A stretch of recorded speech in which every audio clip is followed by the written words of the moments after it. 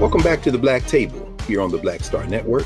I'm your regular host, Greg Carr, and here's where we spend our weekly hour devoted to topics of particular interest to people of African descent and to others working to build a better society. Today, we continue our work of intergenerational conversation with representative thinkers from across the world. And you know, we've had some giants in this space over the arc of our short time on the air. One particularly comes to mind, two actually, one an African born in the United States, another African born in West Africa, Gerald Horn and Toyin Falola. We have a brother who is, in the words of one of his great teachers, James Turner, is really at the center of his generation, which is my generation, our generation of thinkers and workers in the struggle to build a better world. And that's none other than Baba Kwasi Kanadu. Kwasi Kanadu, Dr. Kanadu, is a number of things. He is a healer. He's a scholar. He's a publisher. He's a master teacher. He is a son, a grandson, a father. He is a husband, a practitioner, and he is an obosomfo. Now, I know if my tree doesn't exist, so he's going to correct me in a moment. His most recent academic appointment was at Colgate University. He served there as the John Catherine MacArthur Chair. He taught across the disciplines, rooted firmly in Africana studies. And we're going to hear about his life, his journey, his work. And so get your young people in particular to come to this session at the Black Table, because you're going to learn a lot about how to move through the world as a representative thinker and as a fighter for a better world. So we are honored here at the Black Table to welcome our brother Kwasi Kanadu. Welcome, Prof. How you doing? I'm doing great. I'm great. Thank you for having me. With great pleasure, brother. We hope to have you back over and over again. You say you have made it back to as Elijah Muhammad would say, the hells of North America, but you just came back from a few places, huh? Where have you been, brother? Well, the beginning of this month of March, I spent about 2 weeks in Ghana, working with some folks on the ground. Some great people who were working with young people, both young men and women, through the auspices of sports, in particular U.S. football. And so what was really cool was that shout out to my brother Yao Usu Kuromoa. He plays for the Cleveland Browns, and he and some other brothers had organized these camps that essentially use football as a way to teach these important life skills, values, cultural values, actually. In fact, during the flag football teams, all the teams had representative ancestors from Mbuyi Nehanda to Amilcar Cabral to Kwame Nkrumah, and you name it, Osei Tutu, Yaa Santua. And so basically, this brother that I speak of, Yao, really has a lot of foresight for a brother who's in his early 20s to be able to use the mechanism of football to really engender these sort of cultural competencies and leadership skills and this type of work ethic that's required in order to not only survive, but thrive in this world that we live in. And of course, to be rooted, of course, in ancestry. So I was honored to be a part of that group. I also had a chance to be sort of a, I would say tour guide, but cultural ambassador and translator for the group as we moved our way from Accra to Kumasi and then Oko to Techiman further north, came back down. So it was really a great 2 weeks of just building with those, folks that he knew, which became my people now, but also the young people that were part of these camps that were so energetic, so enthusiastic, and really put a lot of effort and work into the camps. And I think those relationships, will last a long time. In fact, we plan to do it again next year as well. And so as soon as I came back from Ghana, around mid-March, a week later, I was in Jamaica to see my father and to do some work with some folks down there. And I just came back actually a few days ago. Oh man, that's wonderful. So as we were saying before we started, you've been home and you've been home. So, Right. Before we go any further though, and we really, this is a unique opportunity. I didn't mention you all here at the table that I did mention that he's an author, of course, and a remarkably prodigious scholar. Many of your books, whether it be the Akan Diaspora in the Americas or Akan Pioneers or your 2-volume documentary work around the Akan people, and certainly connected to your blood ancestors there in Jamaica. And so, if you don't mind, Bob, I know I introduced a word that you are known by, and a title that you're known by is Obosonfo. I know I'm butchering it, so you'll clear it up for us. But also, your people, your Akopong side, the Jamaican side, the Maroon side, you have a healer background and tradition. So maybe if you don't mind saying a couple of words about that Akan diaspora as you have lived it and are part of it as part of the Jamaican diaspora. Sure thing. So what happened? Something happened to me this past December. I was in Brazil. I was in Salvador da Bahia. And the reason I was there is because my spirit told me to go there, and come to find out that I not only have a very strong anchoring within Akan ancestry that is within the confines of the Republic of Ghana today, but also ancestry from Benin, what is now Benin anyway. And so, I carry as well a very old, ancient, I would say, African spiritual force known popularly as Shango, but is rooted in a very more ancient, formation of that precedes Dahomey and those formations in West Africa. For those of you who are watching or will watch and are familiar with West African history over the last 1,000 years or so. And so, come to find out that my circuit in terms of who I am as a package of my ancestry also spans these folks from what is now Benin. And so Benin and Ghana, not so much a nation state, but the people who inhabit those places are very much tucked into, this package that is really formed or constitute, who I am. And so in that constellation of people, I come from through my mother's line, which is how I trace my ancestry.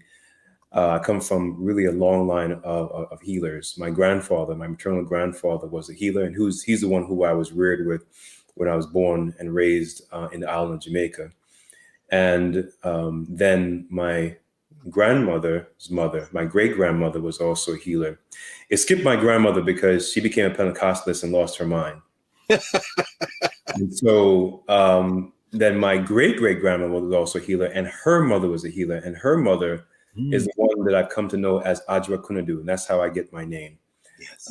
And she's the one that was brought from the then Gold Coast, present-day Ghana, to the island of Jamaica, and she's the one that marooned. And so she had joined the Kampong group in the western part of the island in the parish of what is now St. Elizabeth, but way up in the mountains. And so that ancestry really is just filled with these women, but also men, that have this ability to be able to see differently and hear differently, and also to communicate with these forces of nature, energies of nature, really, because human beings are simply just interplay energy and matter, right? And so we're all connected in this sort of broader circuit, but there are those that have the ability not to see worse or better, but just different, and hear differently, and be able to use those forces, for therapeutic uses, for healing, but also for defense, because I don't want to make people think that this is all about harmony. It's also about, war. And so many of my Maroon ancestors used those spiritual forces, weaponized them, in fact, against British, French, and other European empire seekers and colonists during the 17th, 18th, 19th century. But even after, that period, those energies and that work, that healing work continued, on the island. And of course, it found its way into me. And so I embraced that from a very young age. In fact, I was I would say arrogant, but I thought children my age when I was 6 and 7 years old were too childish. Because what I found fascinating was hanging out with my grandfather, right? So, and my grandfather was the one that taught me all these rituals, that would show me how to do this and that, that would tell me Nancy stories by the open fireplace at night, eating roast corn over the fire. One of my most fondest set of memories that would give us these medicinal baths, keep away, negative, evil spirits periodically for my brother and I. And so, and many much more that my grandfather shared with me. And it's interesting that he passed away only months after I came to the United States with my mother. And when he passed away, I think I was probably one of the first persons he came to visit in my dream. He came to me, And so I knew my grandfather was always with me and will be always with me. And it's only he, because, I speak to him, in my dreams, and he tells me that he's simply representative for all the other people that are behind him, from Benin and from Ghana. And so he's a spokesperson, for them. Yes. And so that engagement continues because, again, spiritual culture and material world are tightly braided. They can't be disentangled as if you would disentangle a quilt. And that reality to me is one of the most important contributions that the African world has to offer this world. Is how tightly woven and bounded these aspects of human life are. And when you take that holistic view, that's when you begin to start living life. This is so insightful, brother, because your work, your public facing work, is so deeply rooted in ancestors, and also in carrying that into the living present, into the present we experience here. When we come back, we're going to look at some of your work. But as you were talking, and even as you opened up with how you spent the last few weeks, it was coursing through my mind, how were you integrating football in West Africa? And then when you said it was ancestors, it's almost like you gave us a little libation there at the beginning. But I said, man, he called these ancestors. I want to say Ashe. But when we come back after the break, if you don't mind, let's talk a little bit about your journey as a man, how you emptied all of this into these spaces and ultimately are really overflowing the boundaries of the Western Academy, and really showing us and helping us have find roadmaps to connecting intellectual work to the type of deeply spiritual practices that we need to sustain ourselves and to thrive as a people. We'll be back in a moment here at the Black Table with our brother Kwasi Kanadu, Dr. Kanadu, and we will be back in a moment. See you in a second.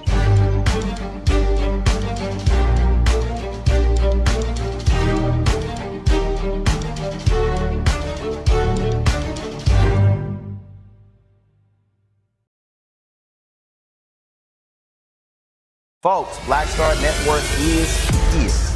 Oh, no punches! I'm real revolutionary right now. Support this man, Black Media. He makes sure that our stories are told.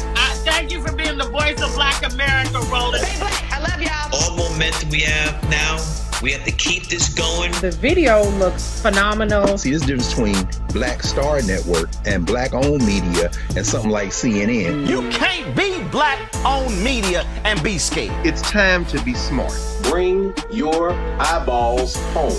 You dig?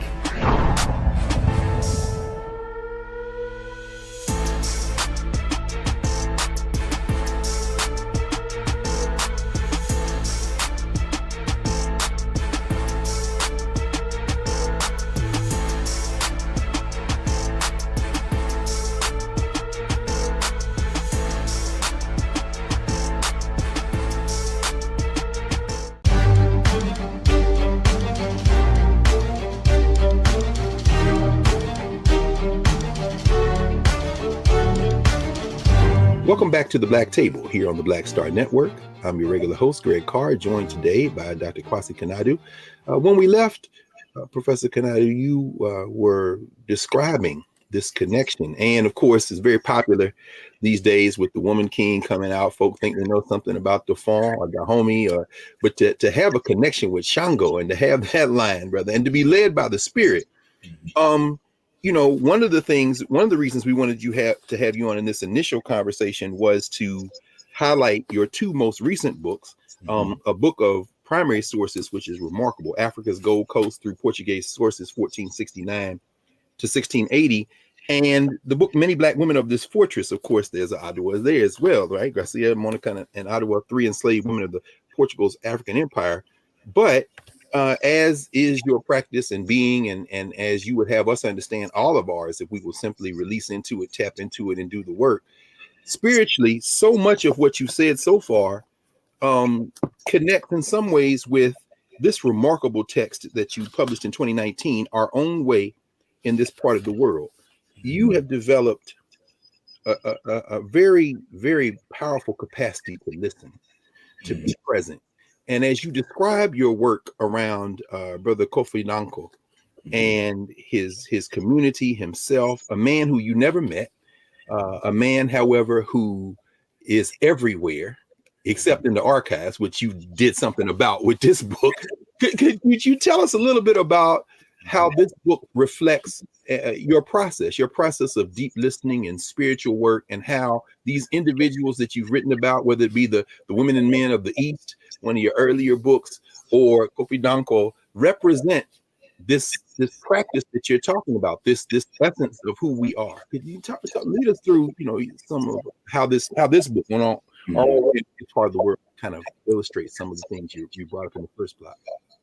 Sure thing. In fact, I think the statute of limitation for the graduate school work has expired. So I can say this is that since graduate school work, first at Cornell, then at Howard, I have always used that space and the resources available in those spaces, to really further my and deepen my connection with my ancestry. And so essentially, I've been fronting all these years, pretending to be, an academic, yes, when in fact, I'm just crazy deepening and furthering my connection with my ancestry through the work that I do. And so, in many ways, I met Kofi Danko through my ancestry, and it happened this way. It was 2000 or 2001, where I was still a graduate student at Howard University, and I, didn't have a topic for dissertation, but I knew I wanted to do something around healing and medicine, and I had a dream where I'm walking on this path that essentially is a clear path, a very clear day. No one is around, and there's a rock, a smooth rock to my left as I'm walking around this path. And as I hit the turn or the bend of this path, this figure jumps out from under the rock or behind the rock. And he says to me, dressed in red, he says to me, if you want to know more about your great, great, great grandmother, that's Ajwa Kunadu, right? You have to go to Ghana. And she's the one who came from the Gold Coast, present day Ghana. And so that's what I did. And so the rest has pretty been history. And so when I got there, I didn't know anyone. My tree was very basic, greetings and so on. But what I did do, I just listened, and in terms of intuition. And nowadays, this subspecies of scholars called scientists have been saying that intuition is a higher form of thinking. But actually, it isn't. It's not thinking. It's listening and hearing, and there's a difference between listening and hearing, right? Yes. And so you can hear, which means you can use your auditory senses, but listening is hearing and doing, right? It's hearing and acting on. And so what I did when I heard and saw that message, I acted on it, and I got a ticket right away on what was then called Ghana Airways. It's now defunct, unfortunately, but I got on that Ghana Airways, flight, and made my way to Kotoka International Airport in Accra, the capital of Ghana. And I went first to Koforidua in the eastern region, to Ayoko, a small village, to where, my first stop, which was through some people I knew in DC who had a connection. And from there, I went to Kumasi to stay with a family of a brother I met who worked in a school where I taught in DC. And he provided janitorial staffing for that school. And so he hooked me up with his family, stayed there for a few days. And then in those days, there really wasn't any telecommunication system in place. You had to buy a card and put it into public payphone. And the calls were routed through Europe, and they came back to Ghana.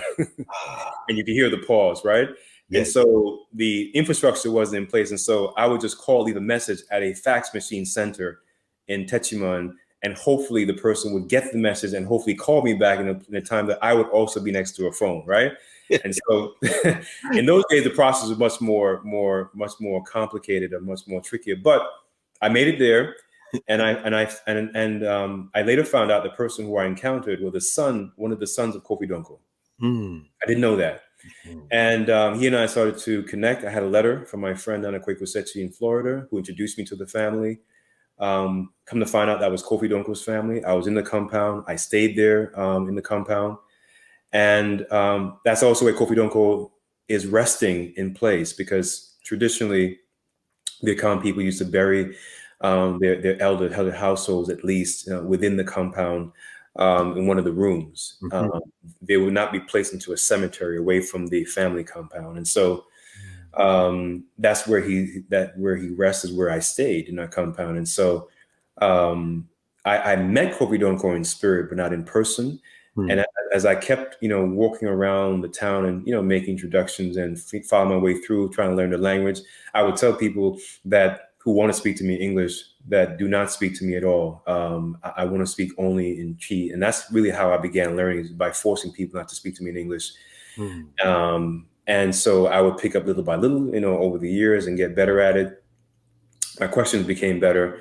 My probing became better. And even though I wasn't concerned with Kofi Donko per se, he was omnipresent. He was always around, because whoever I spoke to, they would mention him. And so ultimately, to make the short story shorter, over 10 years of doing this work in Ghana and having maybe 3 or 4 books published, the time was right for me to start writing that book. And so I started writing the book for Kofi Donko in 2017. This is after about 15 years of just deep digging and research and, sort of suturing together these fragments, that I found along the way. So you asked a question about methods, and my methods is driven by intuition. I don't have a research plan that's 20 pages long. I don't have a detailed, sort of outline about what it is I want to accomplish and, what are my delimitations and variables.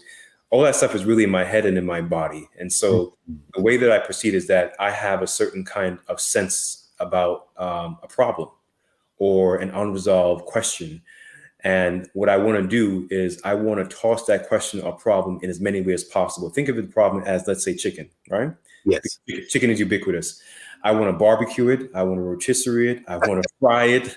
I want to fricassee it. I want to essentially, angle that question or problem in so many ways to get the most out of it. I want to see from all the particular angles that are possible, that are plausible, so that I can see what kinds of evidentiary materials are needed to essentially satisfy the demands of the question or the problem itself. I also want to do is I want to separate, when I look through the sources that come out of that question or that problem, I want to separate observation from interpretation.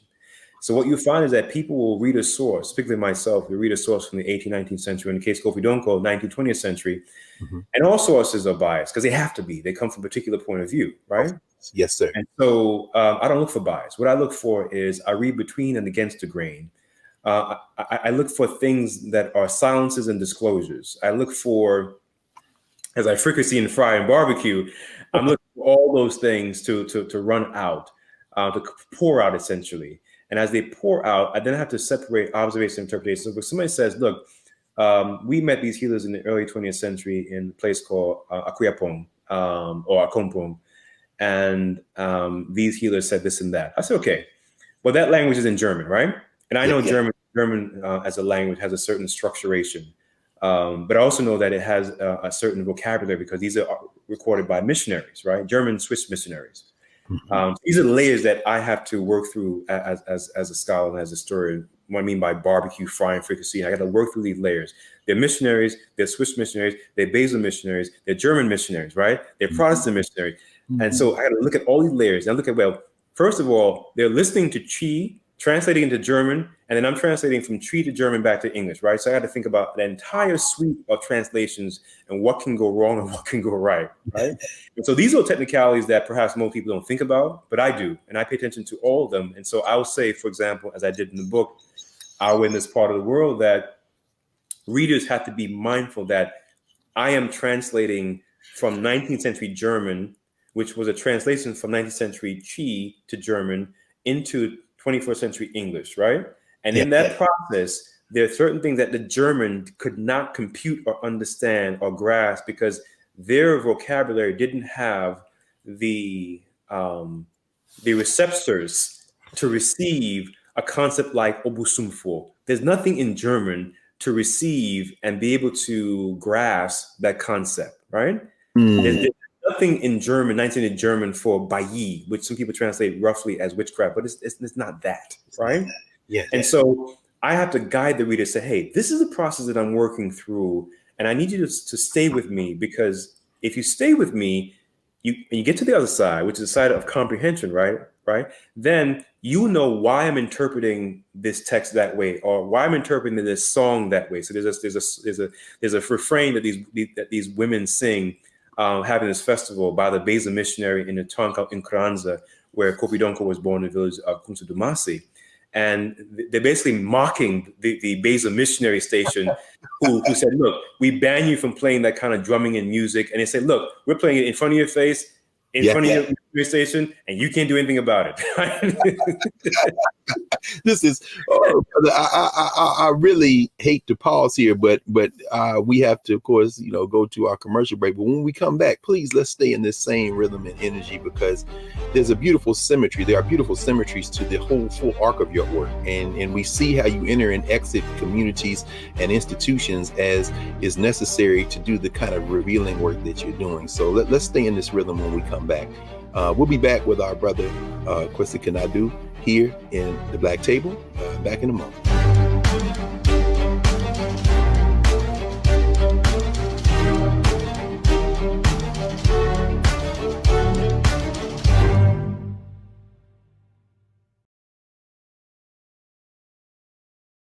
Attention! We're back, bigger and stronger than ever. Season 2 is reloading May 26th at 8 p.m. Eastern Time. What's up? Being a black man, we gotta stop letting this slide. With new hosts. Let me tell you what damn time it is. And big celebrity surprises. Kiss my behind. It's Oprah Winfrey. Subscribe today at Truth Talks Live. Give black people what they need, and we'll show them for you. And don't miss out on all the upcoming viral moments. Simulcasting weeknights at 8 p.m. on Roland Martin Unfiltered and Black Star Network and Truth Talks Live. I'll see you there.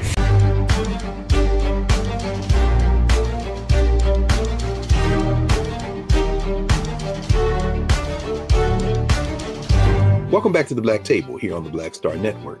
Remember to support all of the shows on the Black Star Network. Support the network. Download the app. Tell your friends. Join the Bring the Funk fan club. As you can see, we're building something here, and it's truly remarkable. Prof, when we left, you really were helping us by demonstrating. In fact, in many Black women of this fortress, you enter the archive and you reveal who these three sisters are, these representative sisters in the 15th and 16th centuries, these Africans who are caught up in the process of expansion, European expansion, and they resist, but that resistance is in the archive and isn't in the archive. And even as you've given us this major source of archival texts in Africa's Gold Coast through Portuguese sources, many of which never appeared in English, you are reminding us in the second block there, you reminded us that this is just a point of departure and that you have to listen. And the Egyptians, as we know, made that distinction between listening and hearing. And so when you talk about silences and disclosures and how you listen, you came to the academy with a developed capacity for that, right? I mean, because of your apprenticeships, right? I mean, your first book, Indigenous Medicine and Knowledge in African Society, that comes right out of those apprenticeships you served, right? And then it's interesting as you listen for ways in which African people have attempted to do the same, even when they didn't have the type perhaps of background, which is why when you wrote A View from the East, it was so important to have a memory kept moment where you inscribe the memory of those who were looking for those kind of things as well and their impact. I wonder if you have any thoughts or any comments on how you have used these institutions, not only to listen, but to act, as you say, to hear, to move through the world in action. And how has that trajectory shifted over the years? I mean, I'm sure it's not accidental that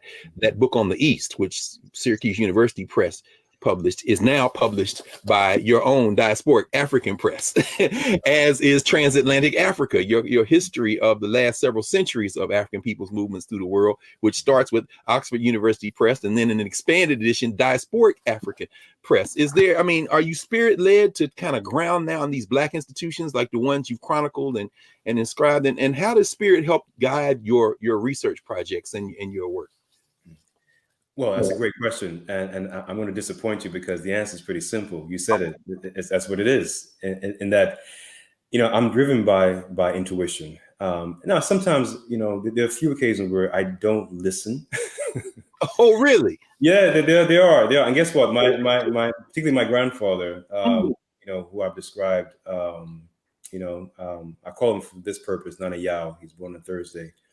But my grandfather, he remind me that he'll tell me, for example, that don't ask questions you already know the answers to. So sometimes they'll admonish me, but I know they always have my back. I'll tell you something else. Then I'll circle back to, the sort of question. Take your time, brother. This is what's what we wanted from you. Lay out.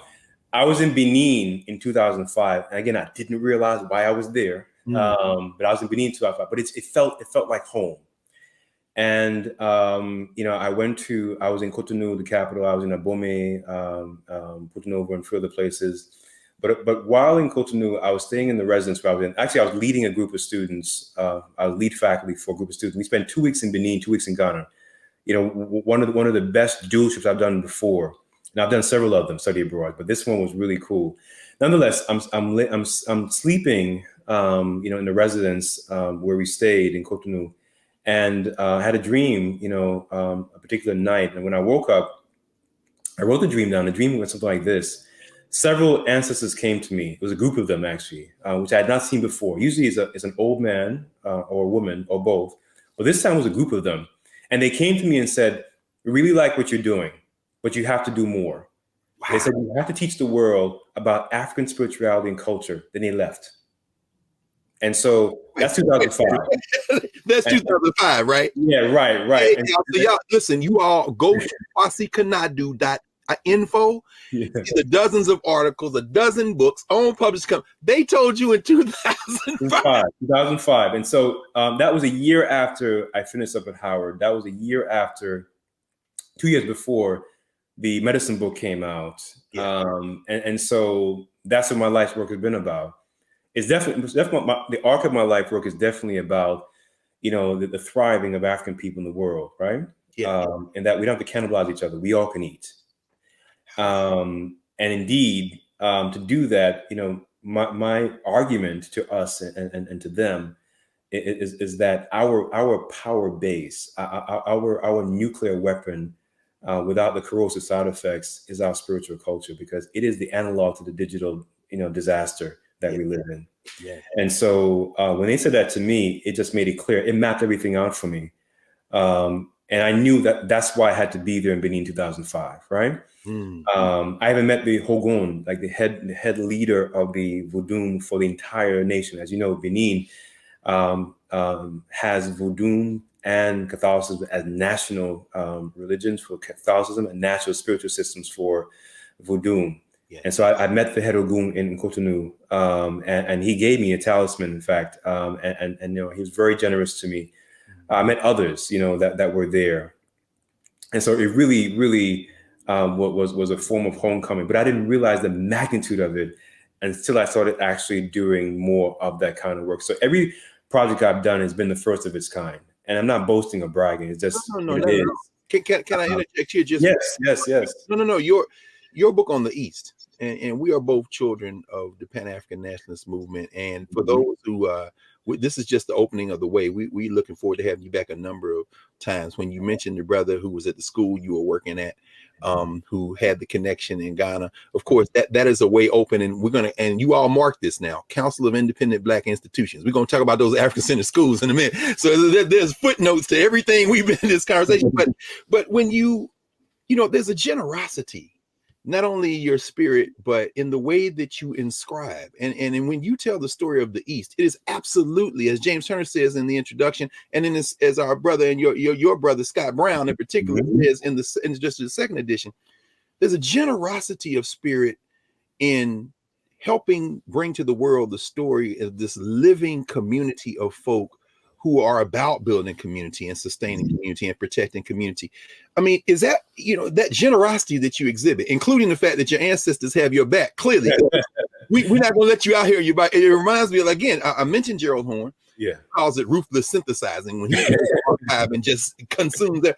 But in many ways, you remind me generationally of one of the great elders, of course, Toyin Falola, as we talk about, guided by this spirit, man, this sustaining thing.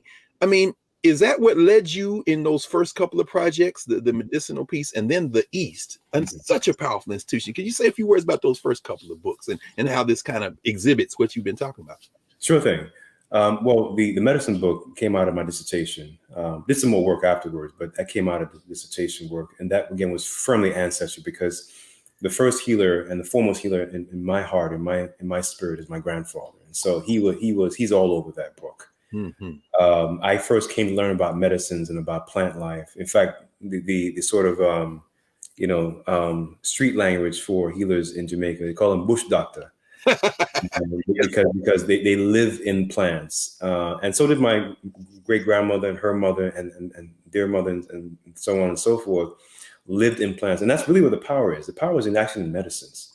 Mm-hmm. And so that book definitely was my grandfather's all over that. And then, of course, the East, that was very much part of my time with another elder who's now an ancestor, Dr. James Turner. He was like another father to me. But guess what? He had that same effect on thousands of people. Yes. And as I said, one of his tribute panels that we did for him, I don't know how he did that. Made people feel as if he was their father without ever taking away time and effort from his own biological children. Right? Yes. How he could be a father for thousands and do so for his own. Mm-hmm. To me, that seemed to be sort of the impossibilities of impossibilities. We got one more break, and when we come back, we're going to continue this conversation. So we're going to take our final break here at the Black Star Network on the Black Table with Dr. Kwesi Kanadu. This is his first moment at the table, but we are going to claim for the elders and ancestors, and it won't be his last. We're going to have a conversation, as you see. We'll be back in a moment with our final session segment here at the Black Table for this session. Back in a moment.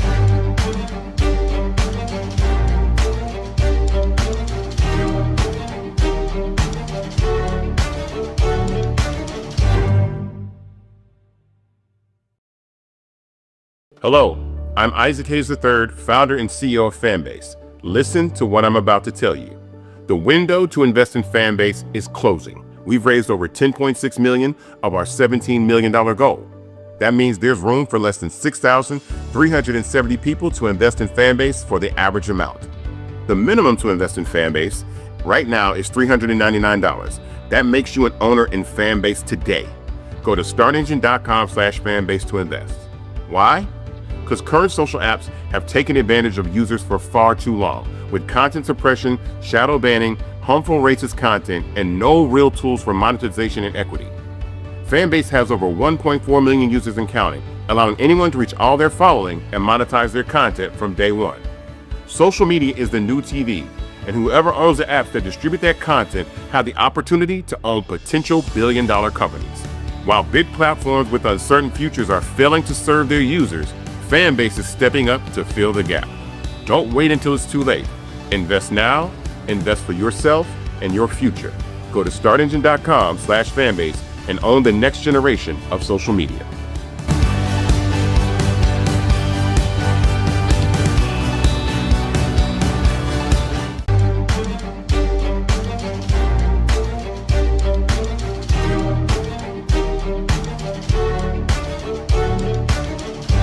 Welcome back to the Black Table here on the Black Star Network.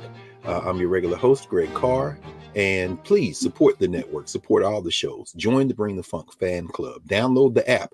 Tell your friends. We're on many platforms and about to be on many more, so stay tuned. We're going to finish up this section with our brother, Dr. Kwesi Kanadu. When we left, you really helped frame, in fact, you framed why this intellectual work is done. It's done for us in these recent texts, and there's so many things. By the way, I just pulled a few of the ones. Diasporic African Press. I hope you'll say a word about that. This is that book, of course, on James Turner, Discourse on Africana Studies that you published with the press that you started. You had a number of projects in the works, and I'm wondering if you could say something about how you work kind of simultaneously. I know Empires of Gold is coming out, History of African Diasporas, People's History of Jamaica, the Transatlantic Slaving Diet. Those who don't look at the world the way that you look at it would say, this man is a remarkably prolific scholar. But it seems almost as if this work is just like as a consequence of the real work that you came into this. Can you talk a little bit about even these future projects and how they connect to what you've done today? Sure thing. It seems like you've been tapping the recipe. Oh no, brother! You giving us life. All and particularly these young people, they listening to this. Yeah. This is transformational, Bob. Mm-hmm. Please. Well, definitely. Well, what folks that are viewing, that will view this, may not appreciate or recognize is that I spend even more time and energy, on being a father, and so how is that possible to do all these things? Well, you said it. I mean, you have the secret sauce or recipe, if there is a secret, which is that, what are my values? What I value. I value my family, my children. I value, obviously, my people, spiritual culture, and all that it pertains to, all that matters. And so once you have that GPS, once you have those coordinates, everything else sort of falls into place and simple. So I personally, for me, in terms of short biography, I've never drank, I've never smoked, I don't do drugs, I don't fornicate, I don't, do those kinds of things. And so it keeps me much more disciplined and focused on what really matters. And that to me is people, first of all, my family and then my people. And in doing so, it's not surprising that I have not only the energy, but also the focus and to do it. And by to do it, I mean, you got to get it done at some point, right? Sure. And so I'm able to get it done because most of these work is they bleed into each other. And so, for example, the work of the press, Diasporic Africa Press, Diasporic Africa Press, that work is an extension of my own scholarship, though it's separate from my scholarship, right? Mm-hmm.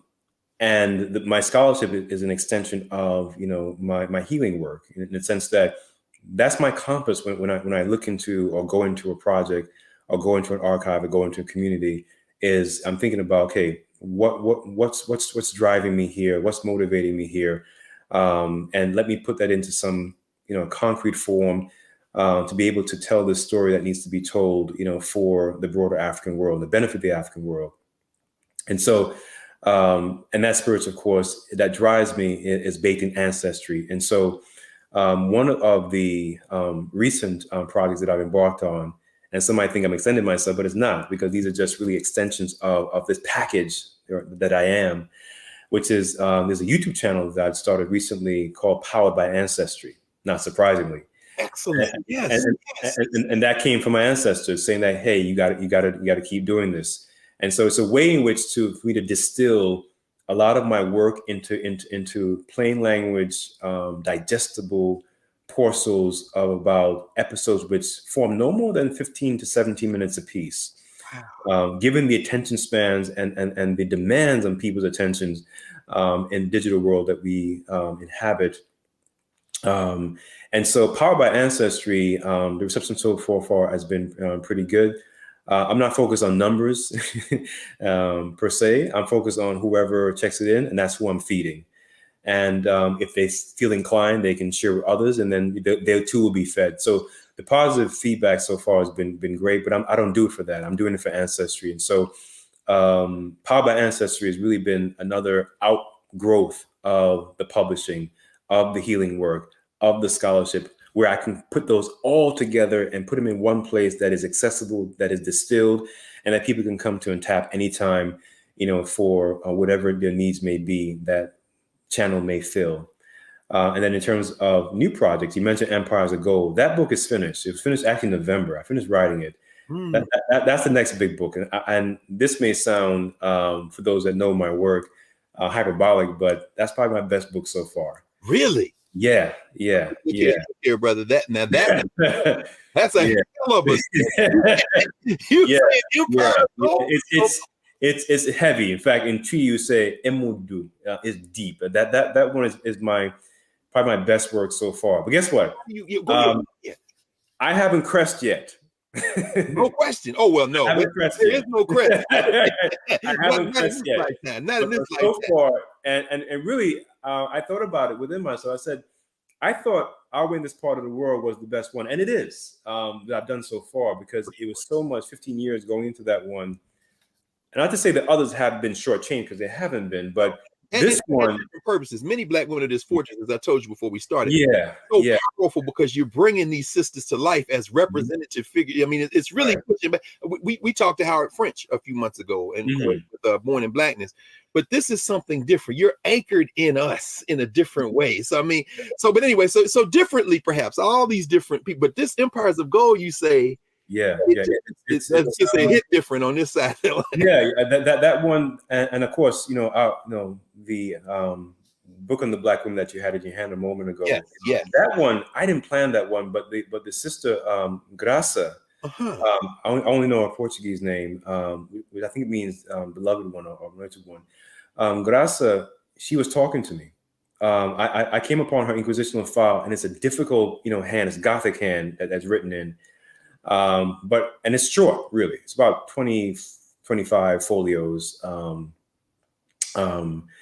But she was speaking to me, and I had to do it. And so I kept on working, and it was difficult. It was tough.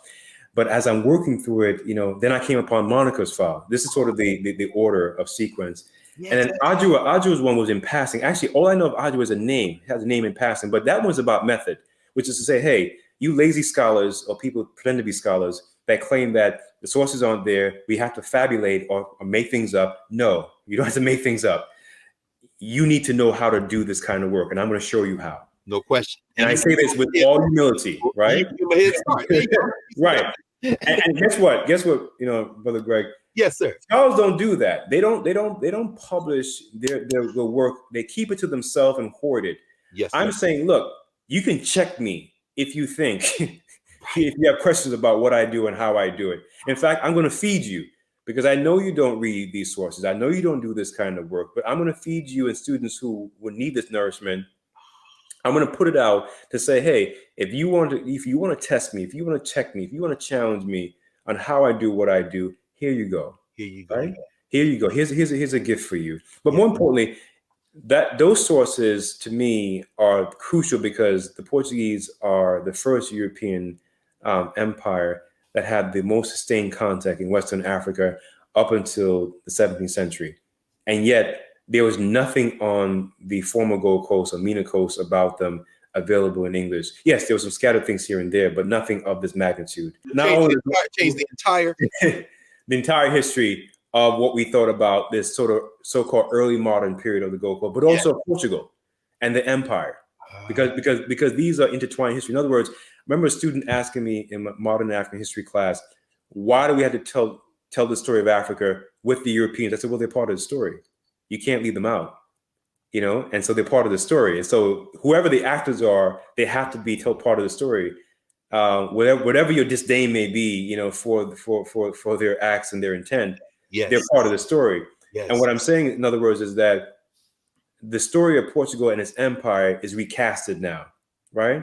Yeah. In many ways, that Empires of Gold does that job. And Empires of Gold, takes its sources from about 16 countries. Archives. It takes it, so it spans really. It's African history and world history married. Yes. In fact, that's a good place for us to kind of bring this session to a pause until the next time that we talk. And first of all, as you were talking, I pulled it up. Everybody needs to go to Powered by Ancestry, like you say. I mean, it's so that we can connect, and we're gonna stress that from here on in. I'm glad to see it myself here. Finding your people. It looks like he just posted. That's the latest one, so we gotta do that. But in turn, as we know, Chancellor Williams, of course, said all this work has to be done by teams. And given the fact that even in your relative youth to date, all the languages, all the travel, all the connecting, all the ability to translate through layers and then bring people into conversation with each other, ancestors, those right now, and then speaking to the future. How important is it, particularly as I think about young people looking at this, how important is it for us to build community in work like this, because you're absolutely right, man. The West, it's all about getting out there first and hiding it from everybody until, and so it as what is it? Ikwe Arma may say in 2000 season, that's spring water flowing to the desert, brother. What do you right. I mean, how important is it for us to the spirit of generosity that you exhibit? I mean, how should people think about this in terms of connections and doing work together? Well, it goes back to a saying that I mentioned a moment ago, which I firmly hold dear, which is that we don't have to cannibalize each other, right? We peoples of African ancestry, for lack of a better phrasing or term, certainly have our intra-African, challenges, but we also have a lot of beauty and gifts and connections that need to be played up to say that, we don't need to cannibalize each other, that we can all eat. And so that spirit of generosity is essentially saying, hey, here's my platter contribution to that table where we can all eat. Yes. And so, there's nothing, that I do that is done out of any, selfish motive or because I want to, receive promotion or tenure, which I already have. But right. That's not my motive, never was my motive. In fact, I declined one time. I was offered a chair position. And I declined it because I don't want to do that. I want to be able to get in, do my thing, and get back to my family and what I care about. Yes. And so the sort of generosity spirit that you refer to me, that is the motive force. But the generosity also has to be also protective, right, of itself. Yes, sir. Because it can be abused, it can be taken advantage of, it can be misused, and so it has to be always generous, but also guarded against those forces that would want to either use it for its own purposes or make it into something that it's not. And so, to me, that is the message for young people, including my daughters who are 12 and 14.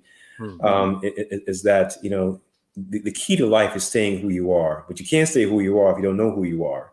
Yes. In other words, you can't stay on a balance beam if you don't know how to balance.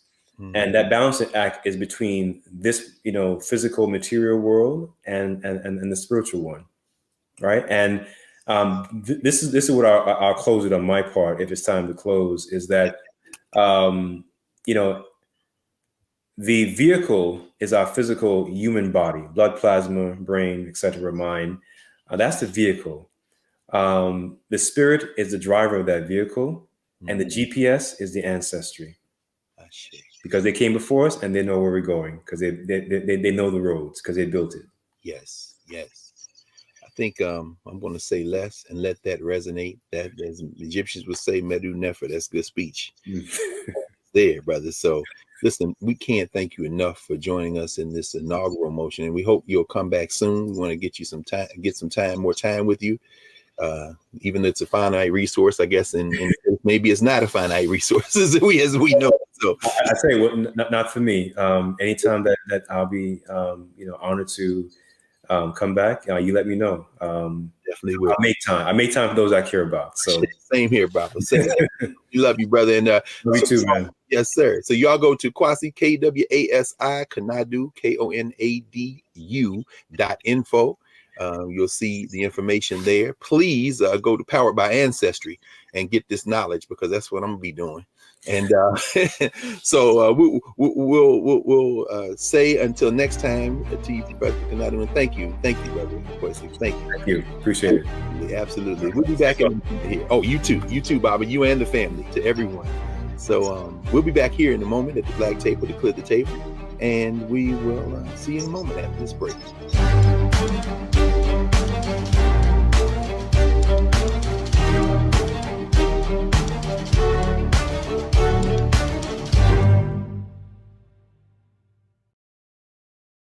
What's up, y'all? Look, Fanbase is more than a platform. It's a movement to empower creators, offering a unique opportunity for everyday people to invest in Black-owned tech, infrastructure, and help shape the future of social media. Investing in technology is essential for creating long-term wealth and influence in the digital age. The Black community must not only consume tech, we must own it. Discover how equity crowdfunding can serve as a powerful tool for funding Black businesses, allowing entrepreneurs to raise capital directly through their community through the Jobs Act.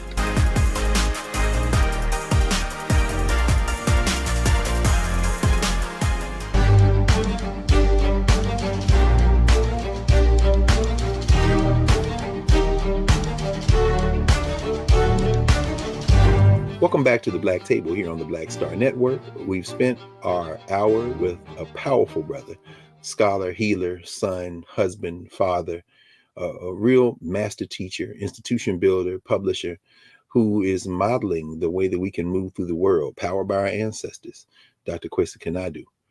We'll take this moment as we clear the table to reflect on the life of a recent ancestor, someone who you may not see in the white-facing media celebrated the way that he should be celebrated and remembered. And that, of course, is a native son, an African born in Richmond, Virginia, and that is the great Randall Robinson. Randall Robinson made transition recently in St. Kitts at the age of 81, the founder of Trans-Africa Forum in 1976 and 77.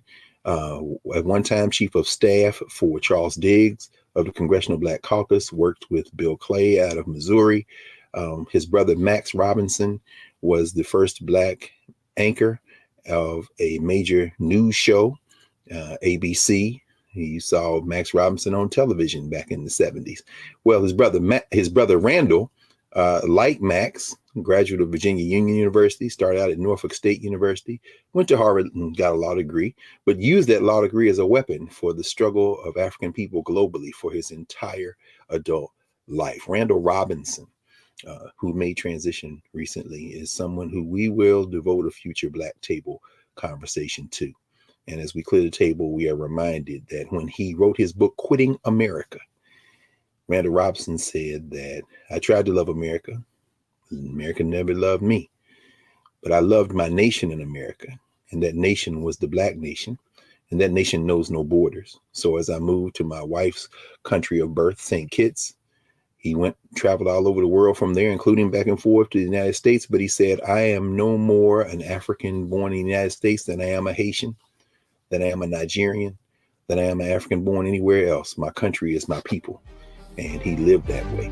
So we wish him safe ancestral journey and ancestral protection as he will continue to speak to us. So join us next week here at the Black Table. And we are always grateful. And tell a friend, tell more than one friend, tell the nation it's time to come to the Black Star Network. See you next week.